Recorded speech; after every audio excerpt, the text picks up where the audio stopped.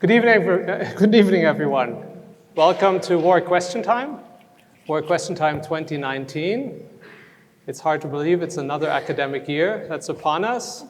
I want to say a special welcome to those of you who are new to the university. First-year students, welcome to Warwick. Of course, I'm also welcoming the returning students. Welcome back. I wish all of you a great academic year. I'm Chris Anderson. I'm going to host the proceedings here tonight. And as in previous years, what we will do is we will have a set of questions for our special group of panelists here tonight, which will be asked from the audience.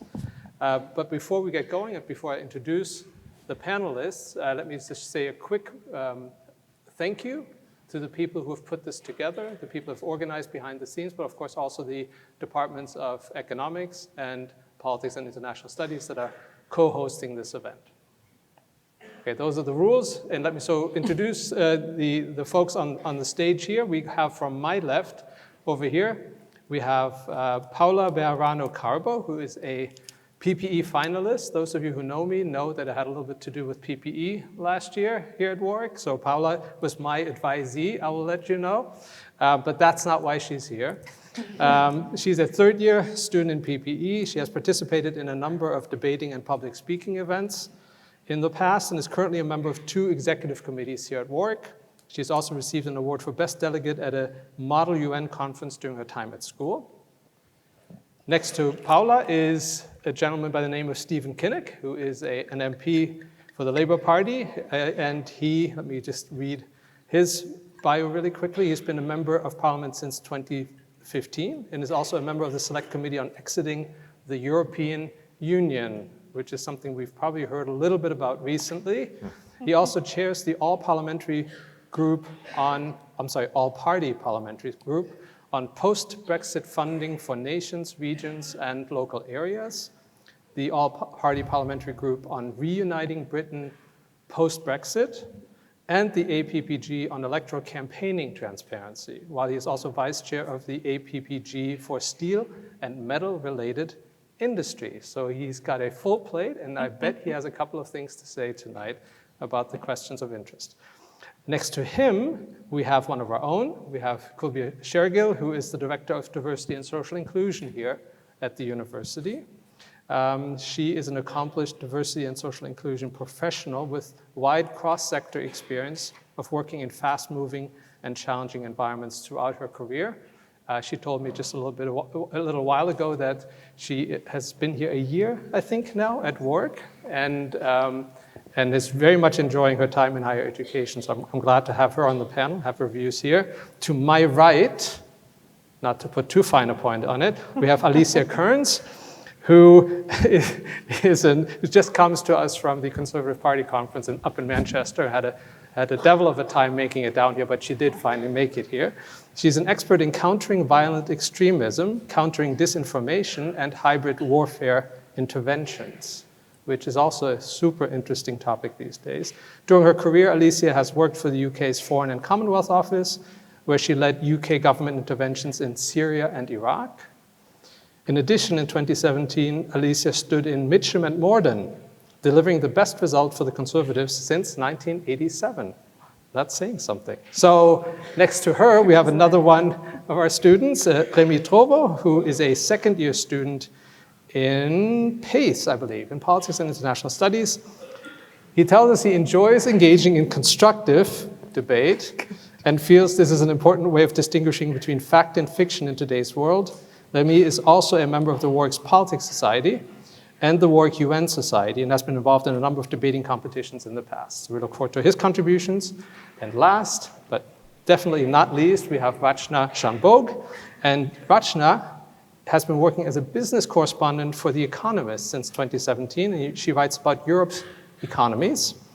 Prior to this, she worked at the Bank of England, where she covered the UK labour market, Asian economies, and policy communication. So that was a long-winded way of saying we've got some amazing people here with really interesting backgrounds and insights, and I can't wait to hear what they have to say, which makes it really easy for me at this point to go to the first question, which comes from James Hickman, a first-year economics student.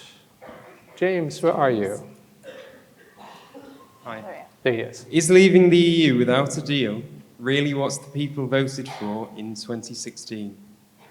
Is leaving the EU really what people voted for in 2016? And looking at this panel, I can't think of a better person to take that question than Mr. Stephen Kinnock. What do you think, Stephen? Is that what people voted for? Well, thank you very much for your question, James, and I'd like to thank the university for this opportunity. It's wonderful to see so many people in the room wanting to engage on vital political issues of our time. To respond to the question, I would say emphatically no. If you look at the Leave campaigns, whether it was leave.eu or Vote Leave, all the prominent cabinet ministers that were campaigning for Brexit, every single one of them said that we would leave with a deal. I think Liam Fox said that it would be the easiest and best trade deal in history. Nigel Farage said, well, look at Norway and Switzerland. They're rich, happy, self-governing countries. He said that in the spring of 2016 on BBC Question Time. They all sold the country the view that we would leave the EU in a smooth and orderly manner. So there is no democratic mandate for a no-deal Brexit. That was never on the ballot paper, in my view.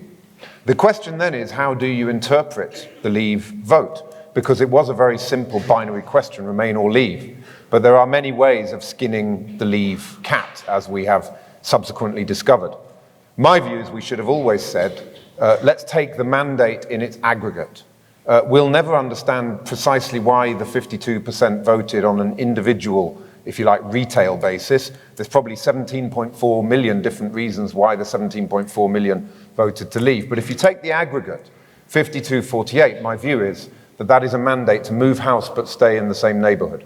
It's a mandate which says the British people feel that the deeper political integration that we've seen with the European Union since the Maastricht Treaty, particularly in 1992, is not something that has always had the democratic consent of the UK. And therefore, there's a view that we can step aside from the deeper political integration, but retain a very close, frictionless trading relationship. For me, that means remaining inside the European Economic Area, alongside countries like Norway and Iceland, and being able to build a new pole of influence, which I think the EU should have always done. I think the EU has tended to have too much of a top-down, one-size-fits-all approach to integration.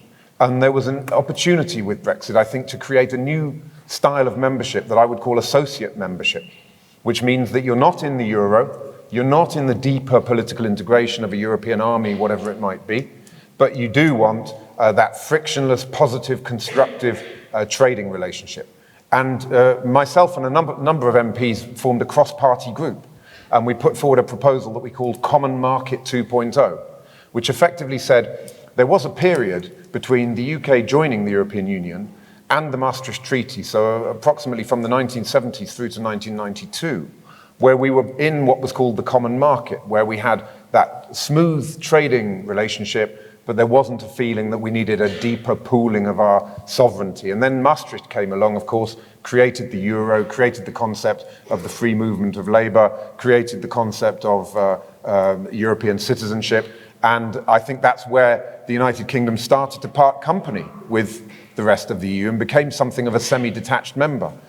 President Macron has spoken very positively in his Sorbonne speech last year of the need to create a multi-tier Europe where we could build a new kind of membership and where you recognize that different countries are moving at different speeds. And I think if we'd had that honest conversation across the European Union, we would not have ended up with the deep political fracture that has been caused now by Brexit. And if we'd had a more pragmatic approach since the referendum, we could have had a situation where we recognized that we need to move house but stay in the same neighborhood. And I hope that at some point common sense will prevail and that we'll be able to move forward on that basis. So let me put words in your mouth. If I may, we're at a university, we're debating things. So you sound like a committed European who wants to achieve an orderly Brexit at this point in time. We're in the West Midlands, right, where people voted overwhelmingly to leave the European Union, but we're also in Coventry. We're in what I would call JLR land. We're in a place in the world where the car manufacturing is extremely important. We're at a university that has had a long and very productive relationship with the automotive industry. Can we have our cake and eat it in this part of the world or in any part of the UK? And I'm going to ask Alicia as the sort of conservative counter to this. Are we just too schizophrenic about it to achieve it? Are we just stuck? I think it's a very difficult one, and not everyone who's a Conservative did vote to leave. I did, personally, and I'm hitting my mic, so I apologise. There's some passion for you. I agree with Stephen, there's an absence of pragmatism, and I think Conservatives should be pragmatists at our heart. That's what we're about. So I think it's an issue. But I think while Stephen was right to say that the Leave side talked a lot about getting a deal, I was in government during the EU referendum, and all I heard every day, because I got the lines through to my email, was, we're going to crash out. We're going to have no deal. There's no way we're going to get something better. We're crashing, we're crashing, we're crashing. And I think it's very tough, because when I voted knowing that it was probably going to be tough for about a decade. I assumed it was going to be harder for us, that it would be different, that we'd have to get through things. And I think ultimately that's not what everyone thought. There'll be some people who would have thought it would have been unicorns and rainbows. It was going to be gloriously easy to get out. And I think that was naive and lacked pragmatism, as we said. But I think one of the difficulties is now it has become toxic because people just want it done with. If you knock on any doors outside of London, people just say, can we get on and leave? I don't care how tough it is, whether I run an SME or a construction company. Actually, the constant waiting is what's causing us issues. And I think one of the other things that's done it is that ever since we've left, actually what the EU has been pushing for, and I think Macron and others who perhaps are being more pragmatist about it, are not being reflected necessarily by EU bureaucrats. So we are talking, the EU is talking constantly about ever closer political union. In EU army, the things we weren't promised. I work in security. I didn't want an EU army. That wasn't why I voted to leave. So my worry is that the EU can't and won't offer us something alternative at the moment. We're not going to be able to get some other middle ground. We have to leave. We have to respect democracy. We have to respect the mandate we have to leave. But do we want a deal? Yes. Is a deal in the best interest? Yes. Does everyone need to compromise? Yes. Does everyone need to be a bit of a pragmatist? Yes. But the passion across the country at the moment, people who voted Remain, who say, I just want it done with, I really don't care either way, but can we just get it done with? So I think it's a very difficult one. It's become far too toxic, but we have to go back to being British and saying, right, let's do this, let's make it happen, and let's move on and make the best of it together. So, throwing it to Rachna, who covers European economies, among other things, in her daily existence, what do the Europeans think about all of this? How do they make sense of what's going on here? And don't they also believe there's going to be damage from a no-deal Brexit? Why doesn't everyone just get this done? What's happening? I think it's interesting because I was in Greece a couple of weeks ago, and there's a sense of schadenfreude, perhaps, that we are where Greece was in 2015. We're on the brink and we're looking down it, and some of us seem to fancy going off it. Yes, I think everybody that I've spoken to and everything that I've read that comes from the European side shows that they do worry a lot about no deal. It will have a big impact, almost one-for-one, I think, in Ireland economically. It will have a big impact on the Benelux countries, which are very exposed to UK trade and the UK banks. But at the same time, I've been surprised at the unity on the European side here. I think they know where the red lines are, and they know what they can give way on and what they can't. And I have to admit, I think it's down to us to meet that step as well.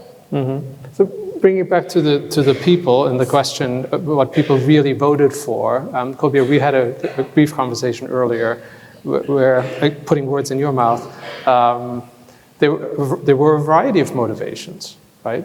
And they didn't necessarily have much to do with what the eventual deal would look like, but those motivations were not necessarily anything to do with the European Union itself. Yes, no, I agree. We were discussing this as we came in.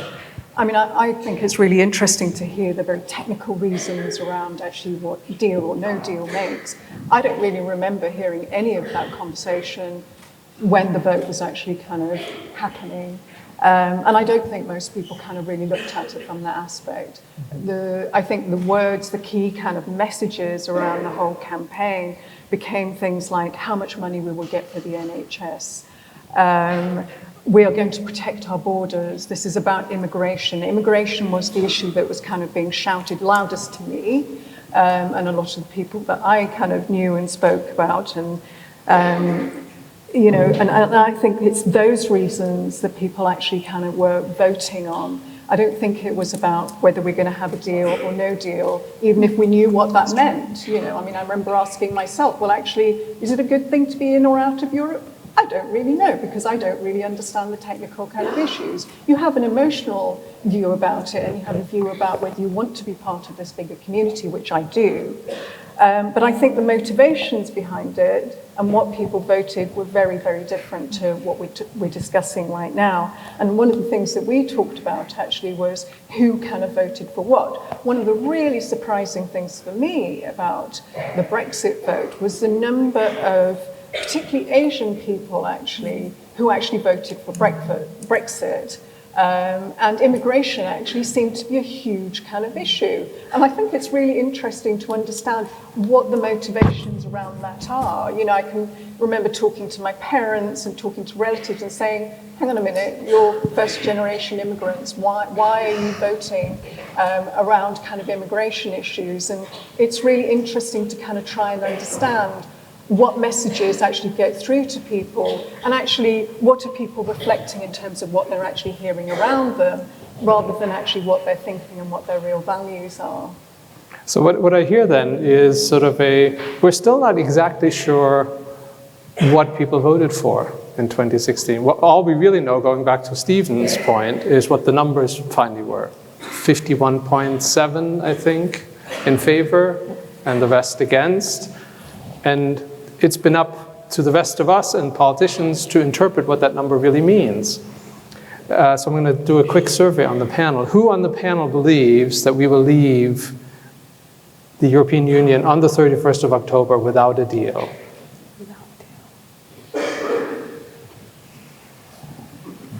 I'm going to cheat. Let's do it in the audience now that you've seen this. Who in the audience believes we will leave the European Union without a deal on Halloween? Very interesting. It is a minority view, I believe. Well, to be continued. I bet if we have more question time 2020, we'll still have a question about Brexit. And I'm saying this because Brexit won't go away, right? Even if we do leave, even if we do leave with a deal or without a deal, there will be many years of negotiations to establish what that future relationship will look like. And even if we remain, it won't go away. And it won't go away. The European Union we won't remain because we can't. This is it. Brexit is going to be all of our fates for the next several decades. So good luck to all of us on that. I'm going to move on to the next question, which comes from Eric Decker, who is also a first-year econ student. The econ students are going strong this year in asking questions. Eric, where are you? Here, good evening. Can't see. Oh, there he is. Good man. Should we, as a society, worry about the toxic language of politicians that fuels ultimately divide and conflict, and as a result leads to populism? Thank you very much. Oh, there's a lot in that question.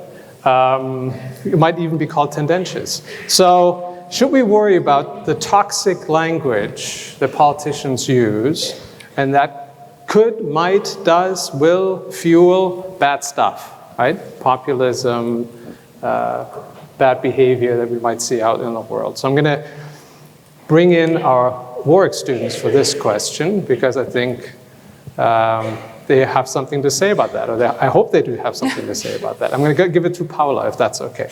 Yeah, that's fine. So, yeah, great question. I think, quite frankly, could be answered in one word, and that word is yes. But extremely topical, of course. Yes, we should worry about this language, this toxic language that now seems to be permeating discourse and rhetoric in both the public and private spheres. I think simply because it has productive effects on a range of things, but importantly, things such as policy and policy demand. So this summer, I was very fortunate to undertake a research project here at Warwick under the undergraduate research support scheme. And so I was looking at the intersection of discourse, human rights, and macroeconomics. And specifically, I took a very particular case study, and I looked into Eastern European migrant Romani communities and the impact that identity-driven discourse and politics has had on their labor market participation as a community. And what I hope I was able to showcase by the end of the project was that there are deep consequences to normalization of derogatory language, because such language incites and then normalizes equally negative sentiments, which then manifest themselves in ways which impact both individuals and entire communities. Language informs what we value, who we consider to be insiders and outsiders in society, and as a result, who we consider to be worthy of benefiting from policy. Witnessing the rise of sort of hateful populist speech in this past couple of years, I think this is an issue that has gained quite a bit of traction in the media and academic studies as well. It's certainly not a new one. And for me, I think the best thing that we could all do as citizens involved in political processes, just to actively question and challenge this blatantly toxic language, but as well as more nuanced forms of exclusion, in order to then sort of be able to create a demand for more inclusionary public discourse. That being said, I do think we need to pay attention to always upholding values of free speech when we demand more inclusionary discourses, because for some people it's maybe easy to confuse inclusionary discourse with overly restricted speech. But I think if we can find the right balance to that, we will definitely have a suitable solution to this very worrisome threat of populism that you've brought up, Eric. So,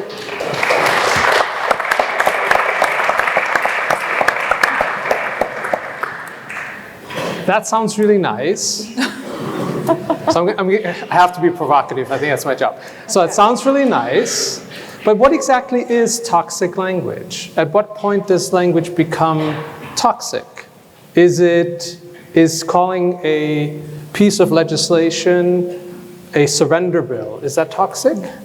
Is referring to women as looking like letterboxes, is that toxic?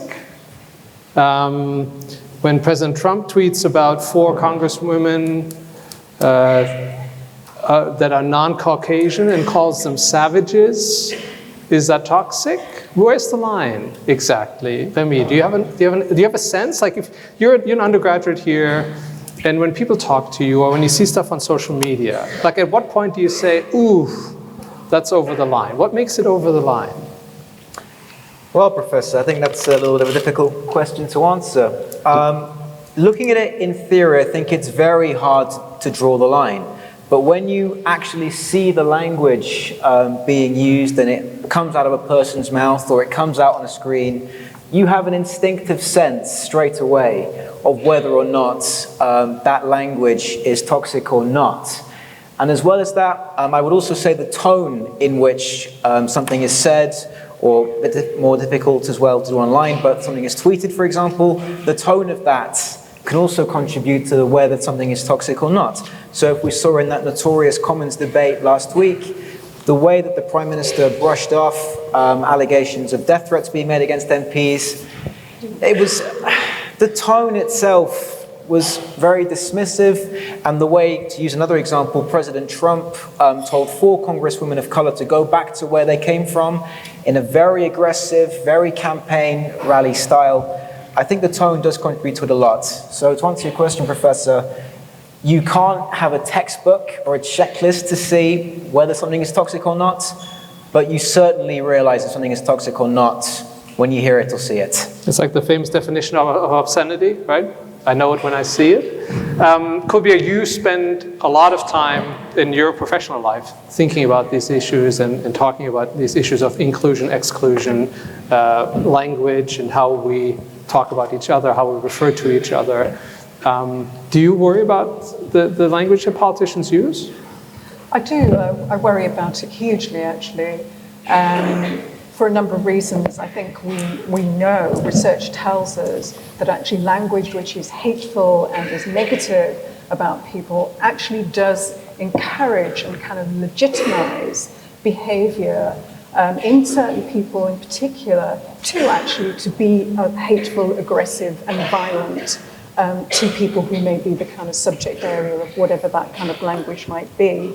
And an example actually is President Trump, the kind of very hateful comments, the negative comments that he's made about Mexican immigrants to North America. We know that that has also kind of legitimized the use of other people actually repeating that language. And then we see an increase in the number of hate incidents that are actually taking place. And we've seen it happen in this country as well when we talk about Islamophobia, for example, negative words that are associated with people of Islamic religion. We know that that the incidents have kind of gone through the roof that are actually being kind of reported. So the impact of it, I think, is actually really huge. And I think the other thing that toxic language actually does is really focus people and communities on the differences between us and the differences that we find difficult to kind of deal with, rather than actually talking about the things that we actually share, the things that we actually kind of have in common, the things that actually help us to build inclusion. I think the toxic language becomes repeated, and I think it legitimizes it, and I think it has a really negative effect on communities and individuals. And we've seen the number of attacks kind of happening. We've seen the violence kind of targeted to female MPs, for example. The effect of it is real. So if it's real, and if we think it's not right, and we think it's real, we think it shapes behavior, it facilitates violence, broadly conceived, what can be done? Stephen and Alicia, if you're putting your politicians' hats on, what responsibility do leaders have? What responsibilities do citizens have? We can sit here all day and say they shouldn't be speaking in these ways. They shouldn't be making those connections. They shouldn't facilitate that kind of behavior. But what can we practically do to prevent this? Do you want to start? Sure. I was a very close friend of Jo Cox's. Known Jo for 20 years from our days in Brussels together, and for her short time in Parliament, we shared an office together, and I still occupy that office. So there isn't a single day that doesn't go by where I don't walk into Westminster and think about Jo. And there's no doubt that words have consequences. They have real life consequences, which have ended with Jo leaving behind a husband and 2 beautiful children.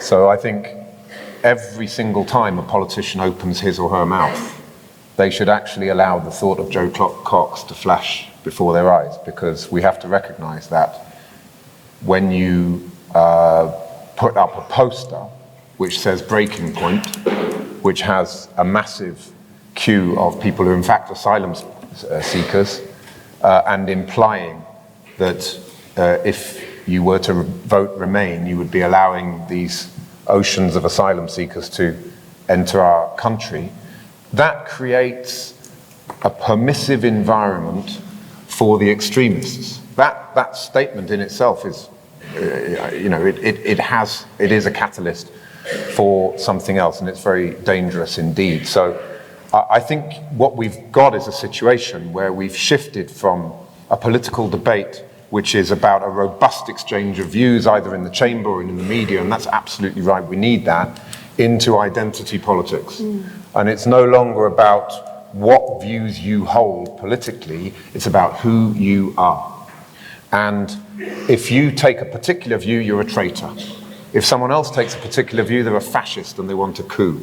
None of that language helps because, of course, it's a ridiculous, grotesque characterization of what's happening. So my suggestion would be that politicians need to think not about who the person is that they're talking about or to, but what they're saying, and disagree with what somebody is saying, but don't impugn their motives. I genuinely believe that every single one of the 650 members of Parliament are patriots. I don't think there's anyone in Parliament who doesn't want the best for our country. The disagreement is about how to get it, and different people have taken different views about that. But to call a piece of legislation a surrender bill is in effect saying anyone who voted for that bill is a traitor. And that is, I think, a very dangerous path to go down. Equally, I don't sign up to stop the coup.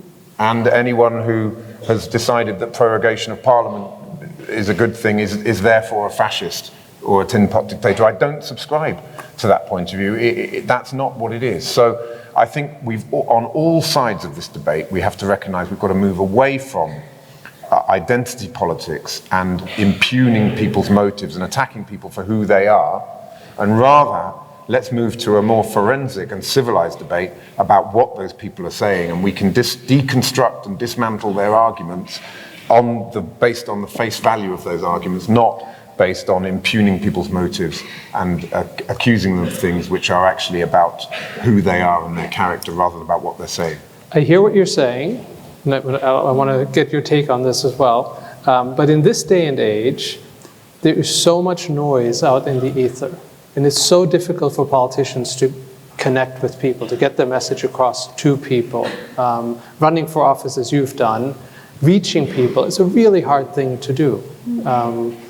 And isn't the temptation always going to be to use whatever slogan works, whatever might get someone to write about your campaign or might get someone's attention? Because if you're sucking up the oxygen, then someone else isn't.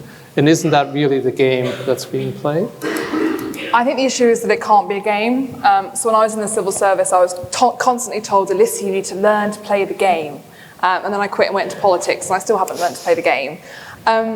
I think for me, ultimately, we all need to do better because politicians aren't in a bubble. They're not very different from you and I and everyone else in this country. We have too much division at all levels of our society. And actually, every single one of you, whether it's countering disinformation from malign governments that we're facing, all the way through to our politicians using language they shouldn't be doing, it is all of our jobs to challenge divisive narratives, whether it's on WhatsApp, whether it's at the dinner table, whether it's in the queue at the shop, whether it's on the bus and you see someone being shouted at or racially abused.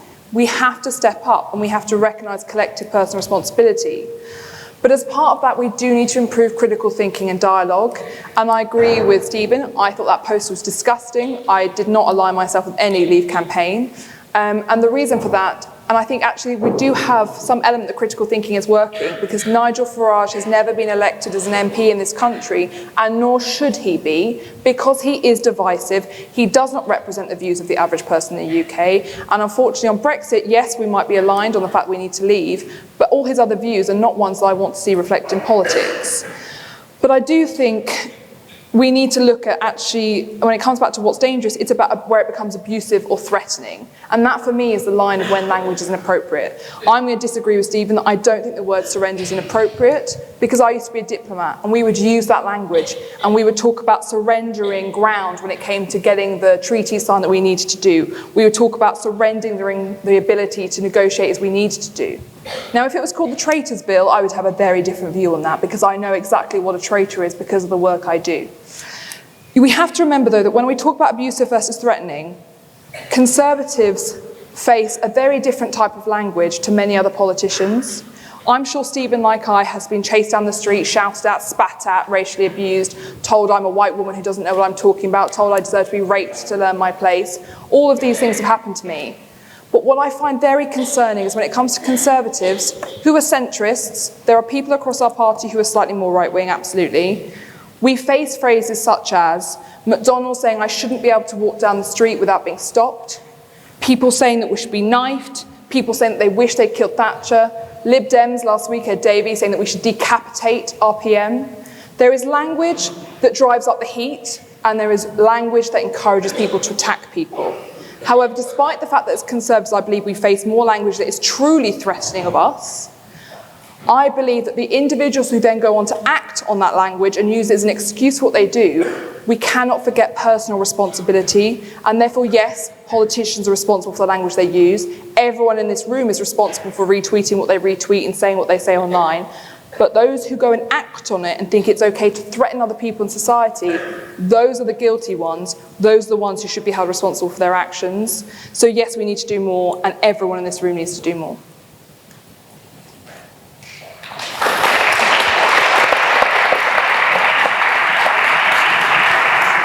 On that note, I've been instructed to see if there are views in the audience that need to be represented. Does anyone have a particularly strong view on this question? Oh, you're just too shy. There's a gentleman right there. Yes, the red jacket. Is there a microphone? Do you want to? Oh, right behind you.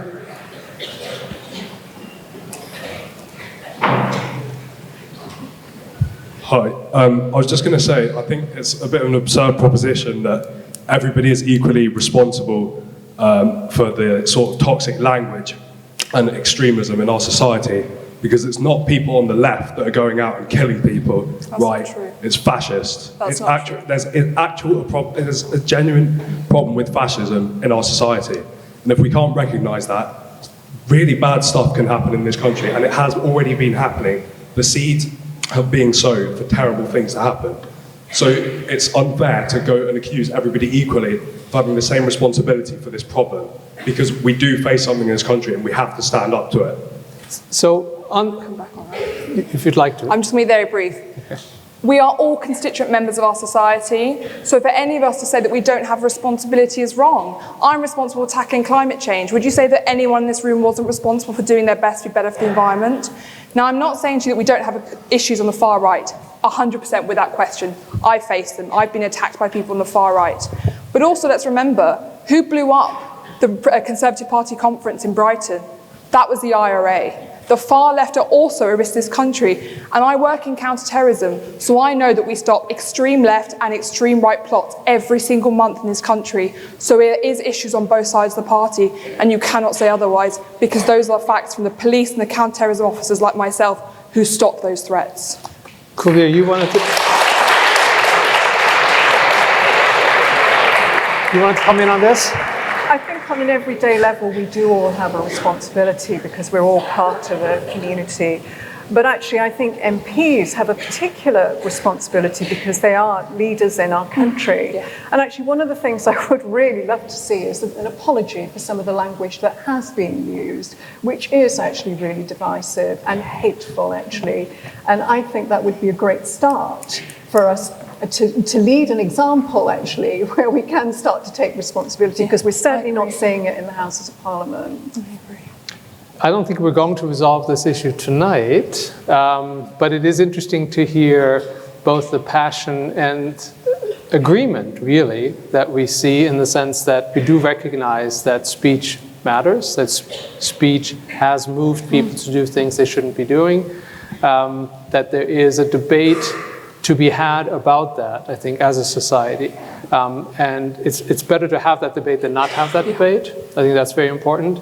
And hopefully, Stephen, with his work in Parliament, when Brexit happens, on bringing the nation back together, will also have to tackle these kinds of issues, because populism and Brexit seem to be interwoven at the moment in really important ways. And disentangling them again would be really, really important. Can I just, one short point on, you asked for what practically we can do, and I'm sort of conscious I didn't answer that question. I'd recommend that people have a look at a project that the Daily Mirror has run called Britain Talks, where they've put together somebody who's a sort of passionate Leaver with a passionate Remainer, and they basically spent a day together having a cup of tea and talking about politics. And what it really brought home to me was how we live in these echo chambers, where there is there's just no connection at all between the hipster in Hampstead or Hackney and the dyed-in-the-wool Leave voter in Scarborough or wherever it may be. And the country's been incredibly polarised by age, place and education. And once you get into that polarisation, you're very close to being in a culture war. So one, I think, very practical thing is we need more of that Britain Talks project. Let's scale that up. Let's hire a fleet of buses and get the hipsters from Hackney to actually go out to constituencies like mine that voted Leave and go and sit in a cafe and actually talk to each other. Because at the moment, the country is becoming tribal. And once you have that tribal environment, that affects the language the politicians use, and that has a feedback loop back onto the rest of society. So something very practical I think we should do is actually getting the two tribes to talk to each other. And that can be done very simply by putting people in a bus and taking them to a part of the country that takes a very different political view to the one that they hold. And of course, social media is turbocharging this because people get into these echo chambers on Twitter where they never see a single tweet unless it's something they profoundly agree with. We need to get people to actually listen to others that they disagree with so that we sometimes can agree to disagree, but we can do so without being disagreeable. Thank you. We need to move on to the next question, but I would only add to that, here at the university, we're also in a really wonderful position to do that without even necessarily having to go to Scarborough. The city of Coventry is right next door. And when you're in the university bubble here on campus, you may sometimes forget that it exists. I know a number of you will live in Leamington and Kenilworth and wonderful places like that. But there is also a real city with real people who voted, for instance, to leave the European Union right next door. Take a bus, go to Coventry and spend time there as well with whatever projects the university has, with maybe a research project that you're working on. It is right here, and I think that conversation can be had very locally. Or just go see a football match. You'll see all kinds of people. Or in this room. Let's not forget there'll be people in this room that voted Leave as well. Don't think that just because you're a young student, no one around you voted Leave, because that's one of the most dangerous things you can do. Because if you talk to people around you like there's no way they voted Leave because how could anyone I know voted Leave, you will force that person to go further into their box and to be more resistant to having conversation with you. But let's not think that it's just footballers around the corner and people in Coventry that voted Leave. There'll be people everywhere that you know across the country in this room that did vote Leave as well. Fair point, because I think 51.7% did. So on to, I'm going to switch things around just a little bit. So this is a bit of a curveball for the people set up to ask questions. We're going to go to Sophia Hahn for the next question. Sophia, where are you? Hi, good evening. Here. Hello. Oh, excellent. Hi. Yes, go for it. Tonight, I want to get your opinion about the issue currently going on between China and Hong Kong. Because how do you think it's going to be affecting China in terms of global trade if this issue keeps continuously going on? So the question is about the conflict in Hong Kong. We've all been watching the news. I hope you've been watching the news, people. We just had the 70th anniversary celebration of the founding of the modern Chinese state. And yet, right next door, one country, two systems, we had violent protests in the streets of Hong Kong. Of course, the question is, what kind of consequence will that have? What is going to happen? How will this affect the Chinese economy? That's sort of the specific question, but let's think a little bit more broadly. How is this going to affect the status of Hong Kong and China as well? I'm going to throw that to Rachna at this point, if you don't mind. Thanks for the question. I mean, you mentioned the celebrations yesterday. I think we saw the first protester to be critically wounded by live ammunition in Hong Kong. It's a hugely worrying situation. It's hard to know where, escalation seems so easy to imagine that you might have the Chinese army on the streets of Hong Kong, or the protesters' demands won't be met. The saving grace, perhaps, you asked about the economy, is that Hong Kong is still important for the Chinese economy. It's shrunk as the size of the Chinese economy as China's grown. I think it's in the single digits now, where it was a fifth in '97. But the fact that Hong Kong has this special status is important for China, and Hong Kong has the 4th biggest stock market. Lots of Chinese companies do their dollar borrowing there. Lots of Western companies are based in Hong Kong and make use of that to access the Chinese market. So perhaps the fact that Hong Kong is important here means that both sides sort of have an incentive not to escalate the situation. Another risk is that it gets caught up in the trade war between China and America. China sees America's involvement in Hong Kong. America threatens to end Hong Kong's special status. I think the West here has to really think carefully about how their actions affect what goes on right now, and that might mean holding off on threats of trade war.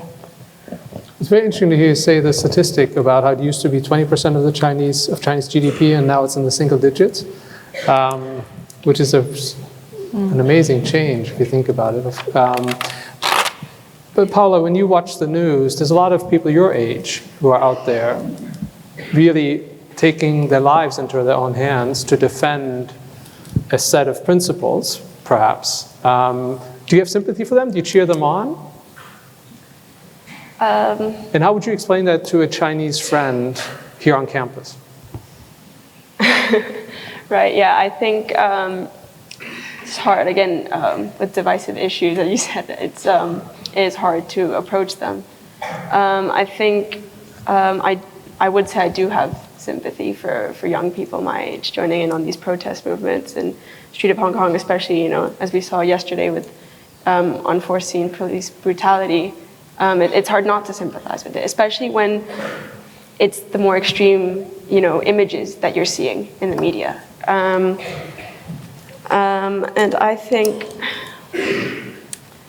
that such instances of sort of escalated violence, just to return back to the question, do pose a greater threat for the Chinese economy as a whole, because we might expect that countries that do have sympathy for those in Hong Kong might try to wield any sort of financial, you know, pressure they may be able to wield on the Chinese government in order to alleviate the situation. And as you said, maybe this could be the solution to stop escalation. But I think the fact that, you know, so many key industries through which China consolidates its relations with the West are based in Hong Kong will, you know, inevitably mean that this conflict will be resolved in some way. So Stephen, I'm going to call on your, not just your MP background, but your sort of general political family background. You've been in and around politics for most, if not all of your life. In this country, in other countries, how are we to think of that situation? It's one thing for us to watch the news and see there's protests on the street, and it's one thing, another thing to hear the statistics and say, well, Hong Kong, relatively speaking, it's strategically important, but maybe not as big a deal in terms of GDP of China. How do you come at this? Sort of how do we make sense of the situation? Well, I'll be frank, I'm really worried about China. I see the massive military buildup, which was on show yesterday. I see the fact that Xi Jinping has essentially been given a job for life there. I see the way in which many of the transitions that were initiated by Deng Xiaoping are being reversed, really, under this more authoritarian strongman rule. I see the overbearing attempt to micromanage Hong Kong, which is a blatant violation of the one country, two systems, particularly around, you know, the judicial extraditions. And I think it's absolutely right that the people of Hong Kong have said, we're going to draw a line there, because when you're facing a bully, if you don't stand up to that bully as soon as you feel it's necessary, then you give an inch and they take a mile. So my support and sympathy is 100% with those who are standing up for their rights. I see the way that China is treating the Uyghur people an ethnic minority in China, where it appears that there's been exposés of this, where they're actually putting children of Uyghur families, taking them out of their families and putting them into schools where they're being brainwashed to subscribe to the Chinese way as opposed to the way of life that they have in their region. I see a military build-up on the border of Hong Kong, and it really worries me. So I think that the problem we have is that China is a mighty economy now with tremendous influence and tremendous leverage, and the West, so to speak, doesn't feel that it can stand up to China in a way which enables us to project our values and what we think should be happening there. And I'm certainly not saying that we can just export our model in any way, shape or form, but I do think that what we're seeing under Xi Jinping is not in the spirit of the reforms and the so-called Great Opening that was initiated by Deng. And I think we need to apply all the levers that we can in terms of diplomatic influence, political influence, and commercial influence to try to ensure that China recognizes that, yes, it is a giant in its own region, and of course it has the right to exert its own influence and play a key role in the world, and that's what we want it to do.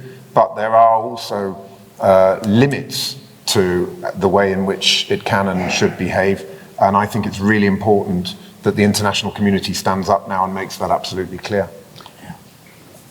So why has there been this escalation? Is it truly the case that the people of Hong Kong now feel like this is their last stand? This is kind of the last moment to stand up for those principles that you talk about? Alicia, do you have a sense? What would you advise the Chinese government to do at this point? I'm not sure the Chinese government would want to hear my views. Come on, go for it.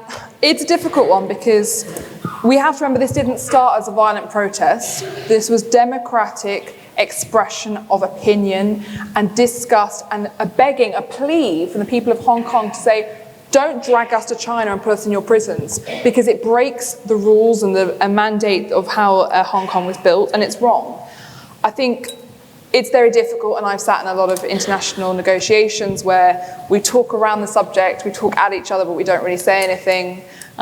You'll be more frustrated, well actually no one can be more frustrated than I am, that too often our Foreign Office statements are simply we're deeply disappointed, or we have grave concerns, or we urge the ex-government to rethink their policies. And behind the doors we do a lot more. But one of my concerns, and I've said it before, is that I think David Cameron and Osborne were too close to the Chinese government, and that we should have been more tough on trade when it came to making sure that human rights were upheld. And I'd go further than Stephen did in terms of the treatment of the Uyghur. I have been talking about the Uyghur since 2012. They are mass sterilising women. They are coming out of these hospitals because they're being told that Islam is a disease, and they are finding they can no longer bear children. This is the sort of treatment that's going on in China. So I think we do have to be quite moderate in our response, and perhaps I probably shouldn't be sent to the front line of discussions because I'm not sure I'd be able to hold my tongue. But ultimately, we need to rethink how we respond to China, and I agree that you have to stand up to China. In my career, I've done a lot of standing up to the Russian government, and people often say, you can't do that. It's going to escalate things. It'll make it harder for our diplomatic staff in Moscow or in Ukraine. But actually, these governments aren't used to being stood up to. They aren't used to being challenged. And actually it goes back to our language point. You don't need to use lots of rhetoric and hot language to tackle these things. You need to essentially own the truth and industrialize it. You say to them, this is what's really going on. You make sure that everywhere they go, the truth is being shown about what they're really doing, and we ultimately shame them into doing it. And with China, a lot of it's about getting information into China, because people in China don't really know what's going on. I have close Chinese friends who tell me Tiananmen Square didn't happen. People my age who genuinely believe it didn't happen even at this point. So I think ultimately with China we do need to take a tougher stand. I think it needs to be reflected in our trade and many other types of diplomacy that we do with them. And we have to do more because we helped create the situation, we helped create Hong Kong status, and we can't just walk away from it now.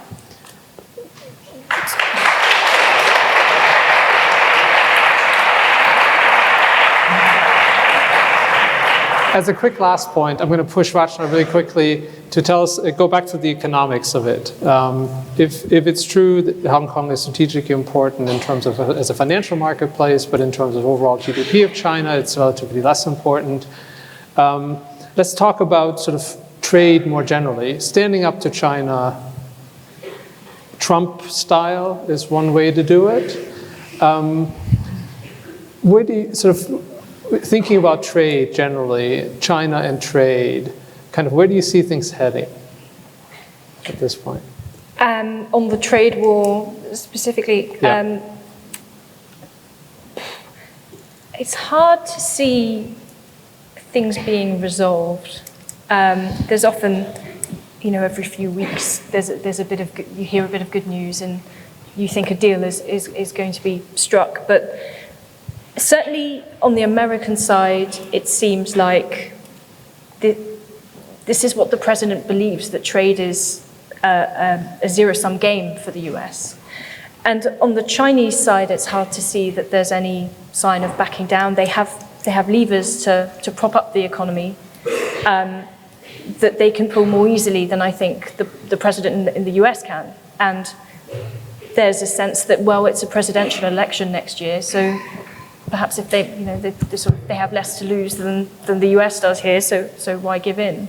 And I do see a sort of de-escalation as being quite unlikely at this point.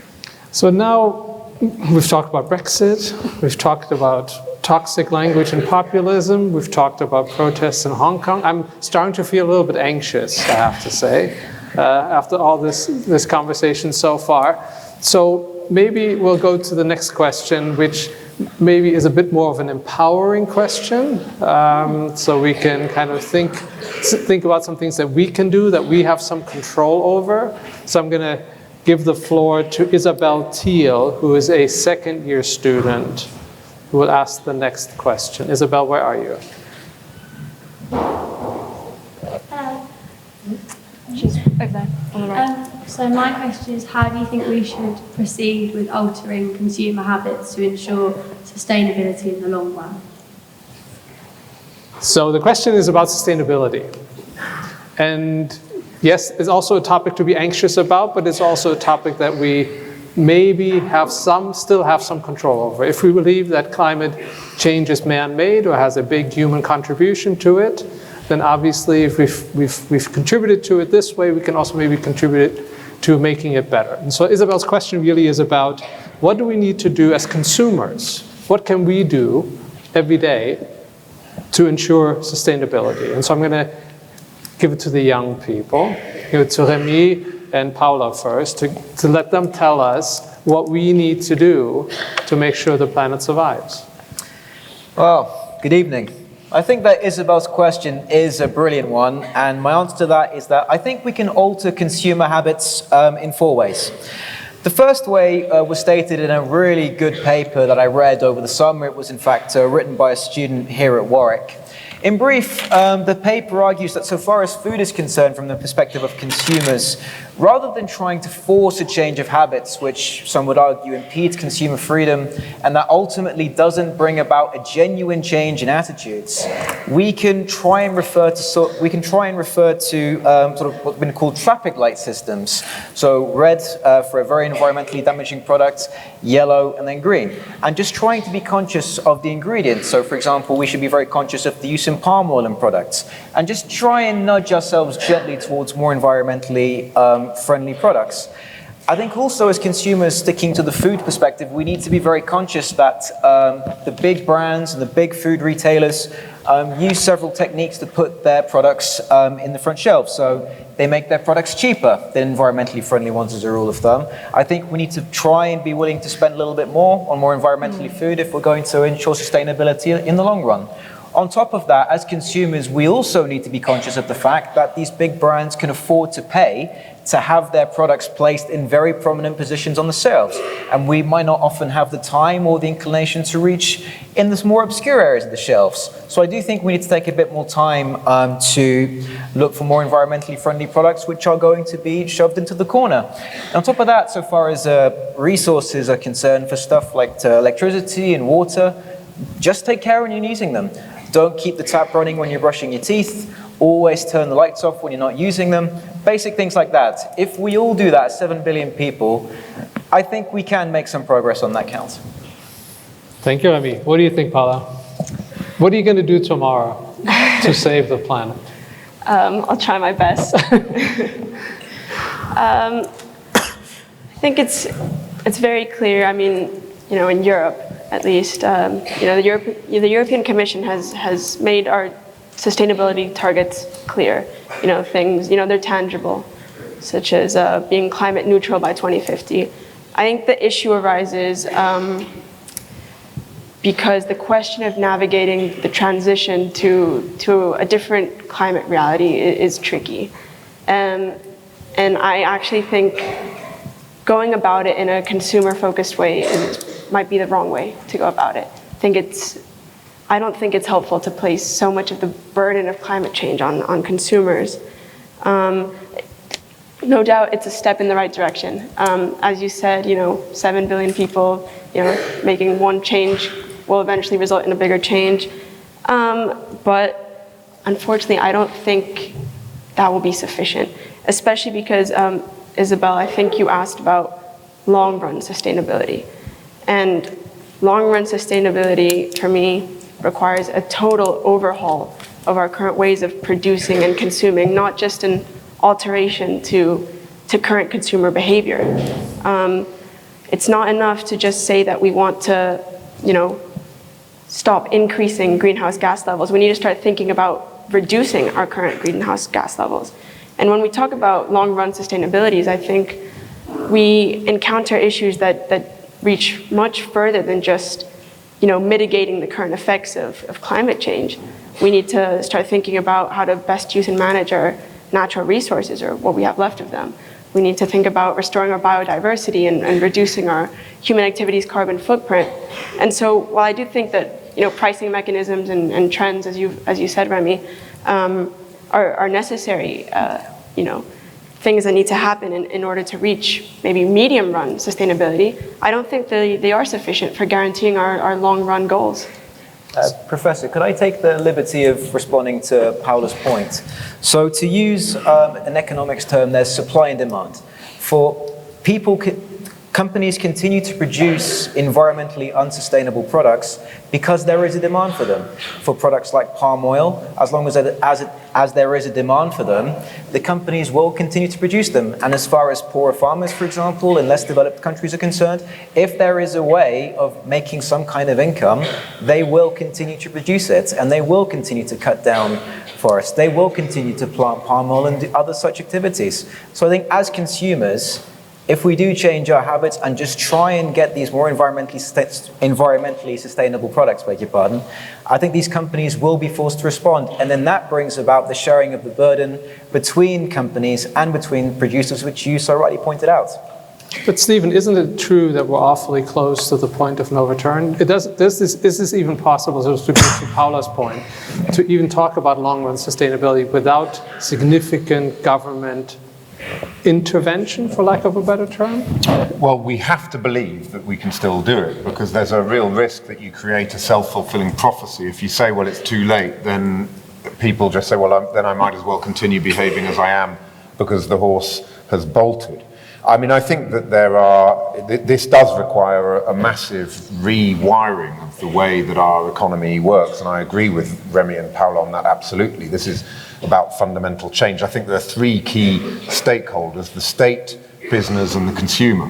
And the state has a massive role to play in creating a framework that can reinvent our energy model, can reinvent our transport model, and can particularly, I think, invest in more energy efficiency. One of the massive issues we have in this country is that our housing stock is so energy inefficient, and that's a major part of the carbon footprint problem here. Now, isn't that a huge opportunity to both create tens of thousands of jobs with the workforce that's required to do the cladding and the energy efficiency work that we can do on our aging housing stock, and that would be a big win for the planet. So I think, to make a party political point here, part of Labour's Green New Deal is to say, actually, there's a win-win. We can produce more jobs, stimulate the economy, and also help to address climate change. And that's the win-win we have to look for. But business often, I think, gets let off the hook to some extent here. And there's a kind of acceptance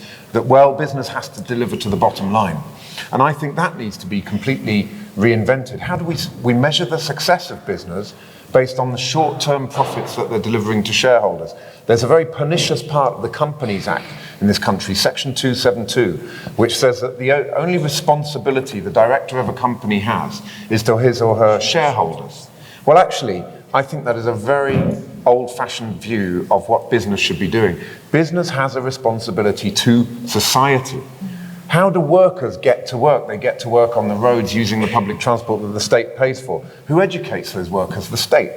So that there's a partnership here that we need between business and society, which recognizes that the two are mutually dependent on each other. And I think a reform of Section 272 to make it clear that the duties of directors are actually to society as a whole. And then, I think, moving away from pure GDP and profit as a measure of success, let's use the United Nations Sustainable Development Goals.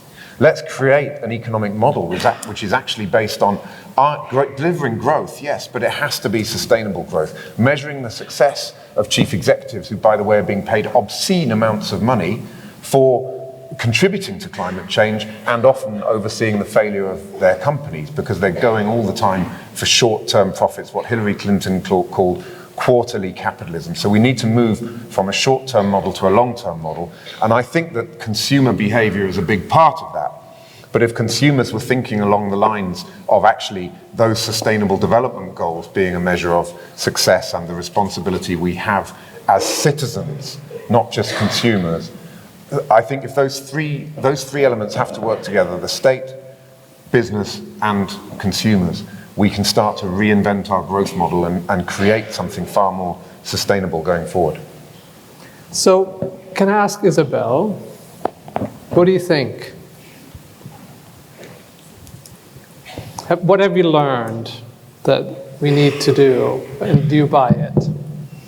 I do agree that the state do need to intervene in order to alter the consumer habits, but I think I was looking at it more from, we go into a shop and there's plastic everywhere. If you try and go into a shop and buy something without plastic being there, you are going to struggle.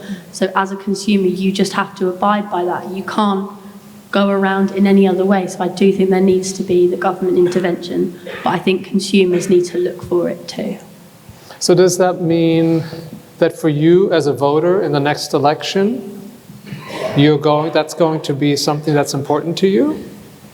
Is that the issue you're going to vote on? Or how do you trade that off against all these other wonderful competing priorities that parties will offer you? It's hard to say, but I think, yeah, of course it will, because at the end of the day, if we don't support that, then there's nothing left for us to do in the long run. Like, if we haven't got a strong, sustainable environment, there's no point in carrying on pursuing GDP and monetary benefits. Mm-hmm. Are there any other strong views in the audience that you wish to share?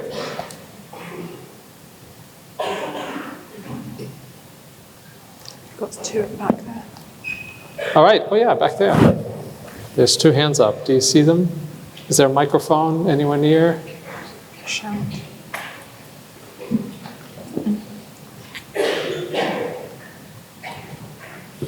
It's coming.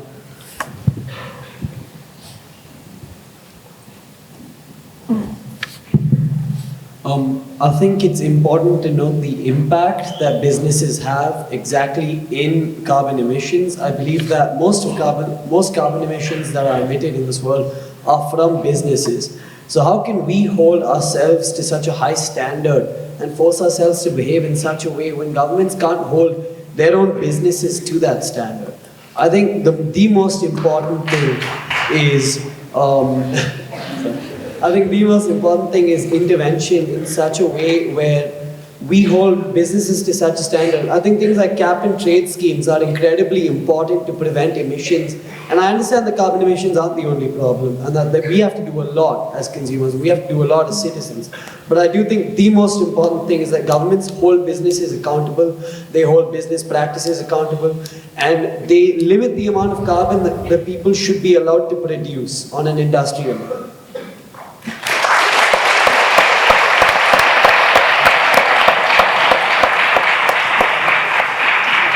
What do you think, Vachna? Well, I never thought I'd be sitting here sort of apologising for business, but I think we have to realise as well that if you have a pension, you invest in a business. You buy from businesses. So it's actually very difficult to separate out the emissions and to sort of divide them between consumers and businesses. I think it's a subject of a lot of research at the moment. I completely agree that governments need to step up and they need to introduce regulation, but you know, we have levers as well as consumers and as investors, and there are investors are starting to think more about so-called ESG, environmental, social and governance criteria, and that can make a difference. And you know, the government introduced a 5p charge on plastic bags, which had a huge effect. So there are things that we can all do. I'm not by no means saying we should let business off the hook, but we have to realise that has consequences for how we live as well. Yeah, it's really inconvenient sometimes to have to change how we do things. Speaking of inconvenience, so I'm going to try to do something experimental that I haven't checked with the organizers here. I'm going to go to another question that we have. We have another question by Shreya Tumar, I believe, if I pronounced that properly. But I'm going to ask only the women on the panel to answer the question. Where's Shreya? She here? Is she here? Right, so I, as a man, am going to ask that question instead. So here's the question. How should we address gender inequalities in society?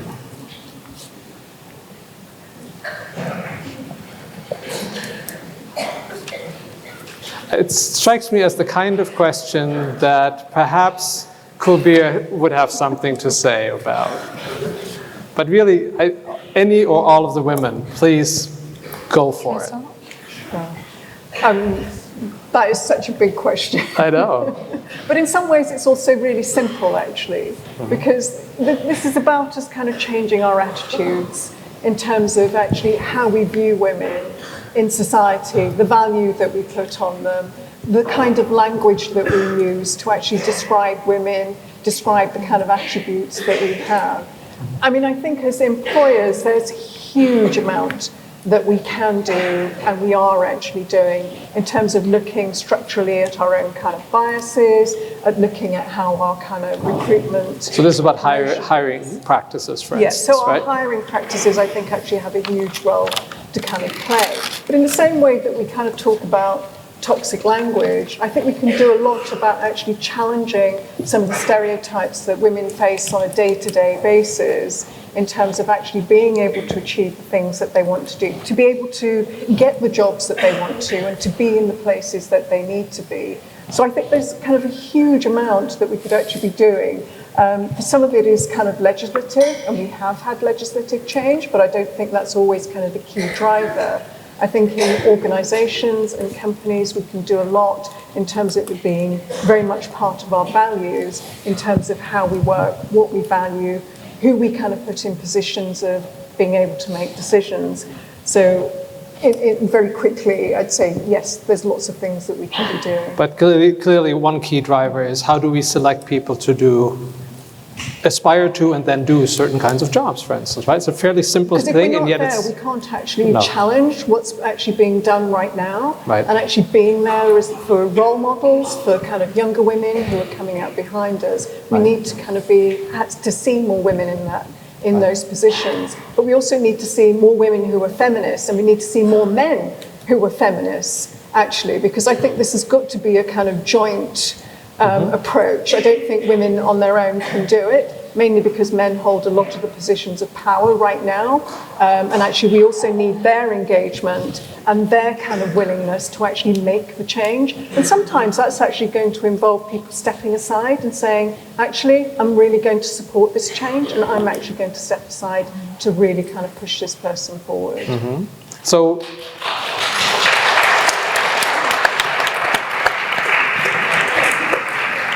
Paula, to your generation of women, is this an issue? Do you guys think about this? Do you perceive gender inequalities in the classroom, on campus, as you think about your careers? Yeah, of course, it's an issue. I think it's one that I, probably talk about more than I wish I talked about. But no, I think it's great, especially here at Warwick. I found that it's a topic which, we do, seriously consider in most of my modules, in most of my classes, which I really appreciate. If you don't mind, I'll just take a more theoretical approach to this question. I think in order to effectively sort of be able to address gender inequalities in practice, we need to be able to address them effectively in theory. And what that would mean, it would mean embedding gender studies into sort of disciplines like economics. For example, just take a very classic example, mainstream productivity measures like GDP exclude most of, or at least, a majority of women because it doesn't take into account domestic labor, which, in economics is often referred to as invisible labor because of this exclusion. And I think what theory needs to do is it needs to demand new approaches that can make visible these hidden structures of oppression. And only once that's done can we effectively, apply these new approaches and actually combat this inequality. Just to return, briefly to the language example, as I mentioned before, language shapes what we value, and theory is the same. If we're excluding women and just gender studies in general from our theory, well, it's going to shape what we value in practice. And so, first and foremost, before addressing gender inequalities in practice, I think there needs to be sort of a demand for it in theory, and whether that means in academia or just from a policy perspective, I think it's certainly something we need to always keep in mind. That's a really good point. And so you're going to the root cause of it, and how we even see whether there is an inequality in the first place.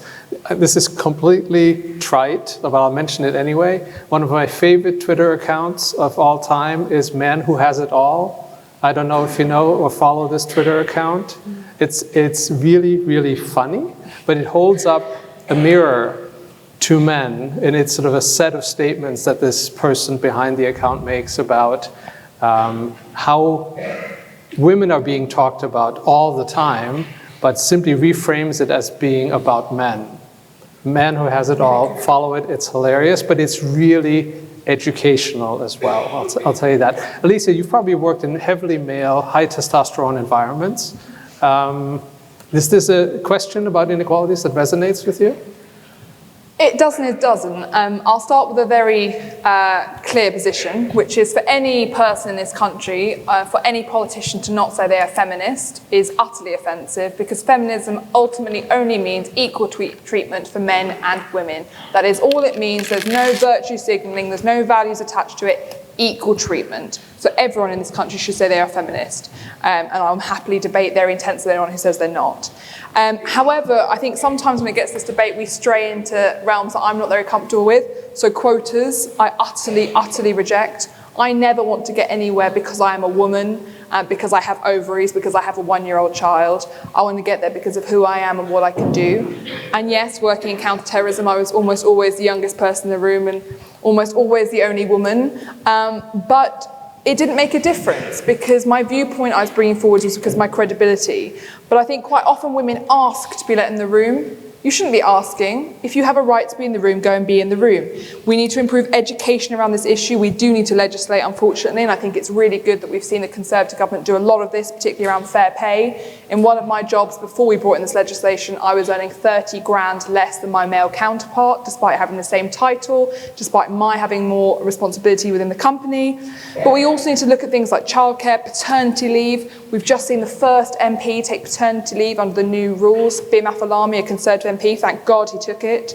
But we also need to recognise that men are as important as women in this debate. You don't get change by just having women talking about it. Apologies, I know why you've given it to women, but we can't do it on your own. You cannot ever do things on your own. Women also need to help women. I think women often are the worst enemies of other women. Some of my best mentors have always been men. I'd love there to be more women. And I also think we need to look at vice versa. So obviously we're in a very different time now to when I was a kid, but my father was the stay-at-home parent. He raised us, he cooked for us, he looked after us, and when he went to mother and baby groups, he was told to leave because he was a man. He was told he had no place there, why was he there? He went to a cake bake sale and he brought a cake. He was told he bought it from Marks and Spencer's. He made the point that he couldn't afford Marks and Spencer's, and then he won the #1 award for the cake. The fact is, men and women still face discrimination in very different ways. And I think we have to be really careful about making sure we're thinking about all those different ways that we do challenge them. Because sometimes we, unfortunately, perpetuate it without meaning to. But yes, so no quotas for me. We need to talk about it more, but we need to do more. And yes, essentially, men need to be part of the discussion rather than being outside of it.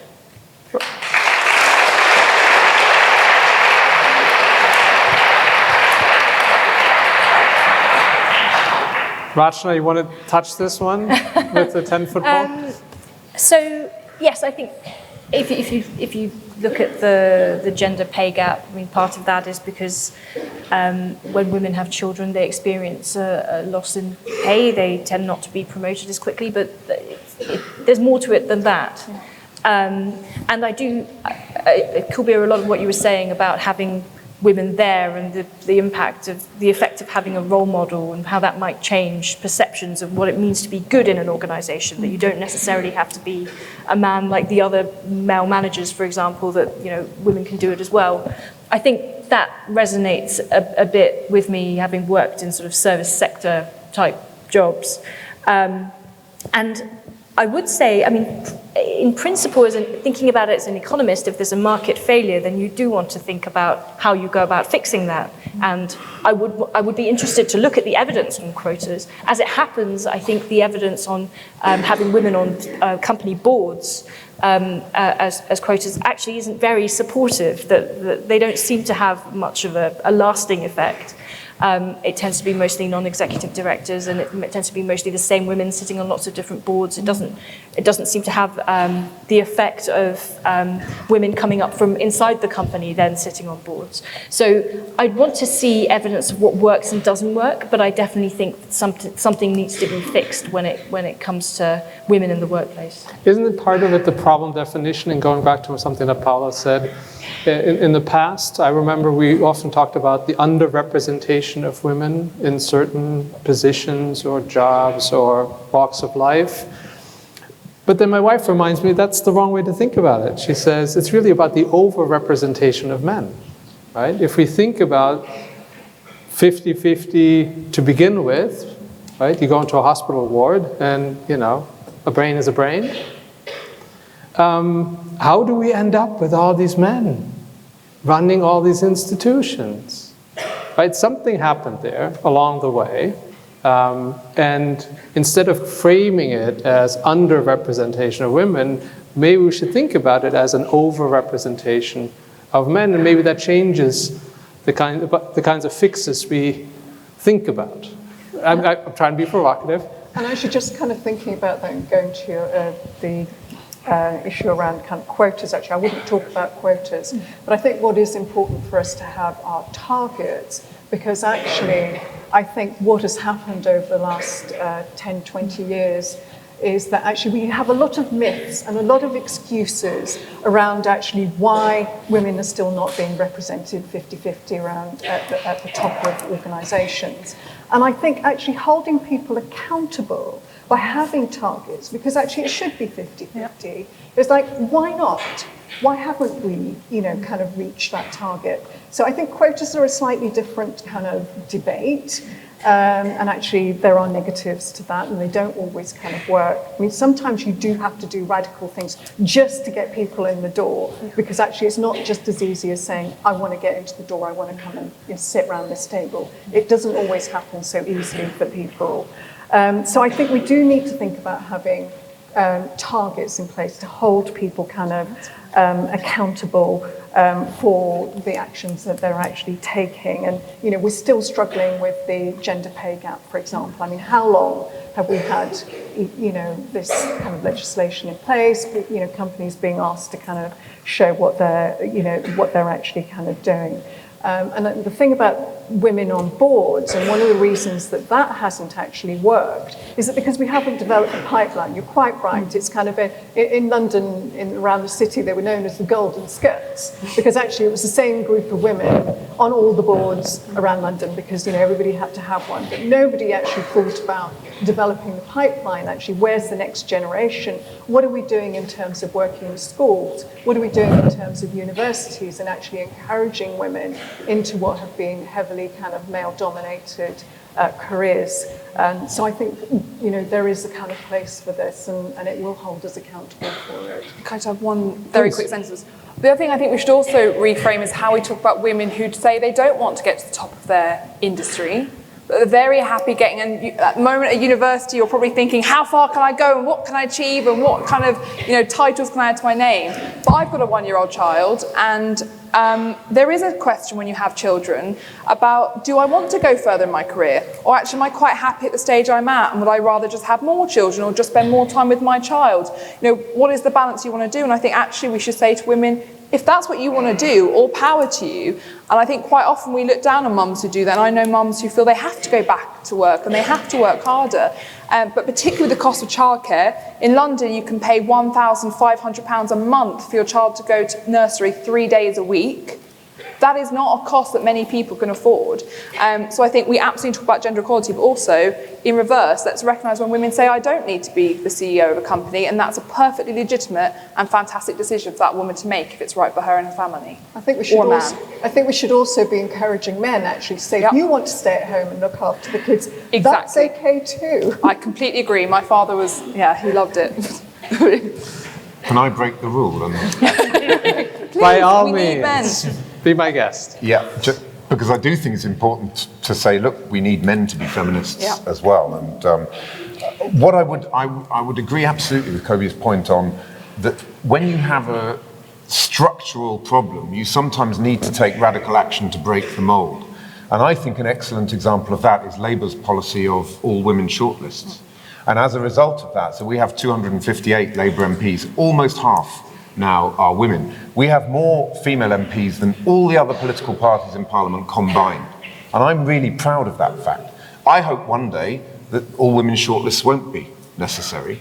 But until such time as we have a system that breaks the mold, you need to have that positive discrimination so that you can show to women across the length and breadth of the country that if they want to get involved in politics, if they want to stand for office, they can do so because there are plenty of people who look and sound like them in Parliament, and Parliament isn't just an alien place full of men in grey suits, says a man sitting here in a grey suit.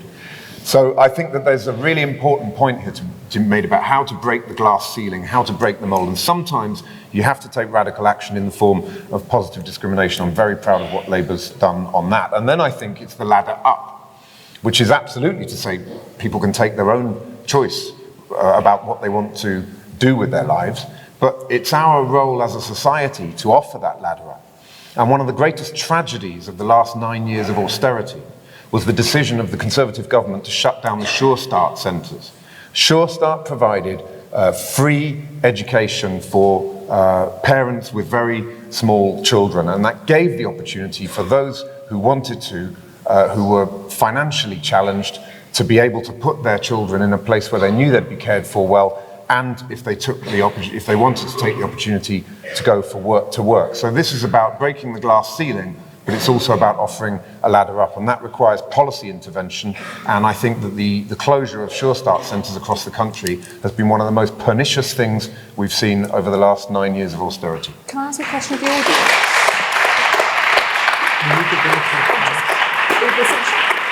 It's a really quick hand raise. If you knew the next Prime Minister was going to be Labour, and dear God, I hope that doesn't happen, because of who their current leader is, if you were told it was definitely going to be a woman, only because they think it has to be a woman, not because they're the right person, Stephen might be far more qualified, but they say we have to have a woman because we've never had a Labour leader that was a woman, would you be happy with that person being Prime Minister because they're a woman because they've got ovaries? Put your hand in the air if you'd be happy with that. I think that's a false analogy. I don't think it is. It's a completely false So this is the kind of topic we should be speaking about over drinks. I don't know if you know the story of Ruth Bader Ginsburg, who is on the Supreme Court of the United States of America. The United States Supreme Court has 9 justices, and she, of course, was a trailblazer when it came to women and equality in the United States. She was once asked, well, when do you have enough women on the Supreme Court? How many does it take?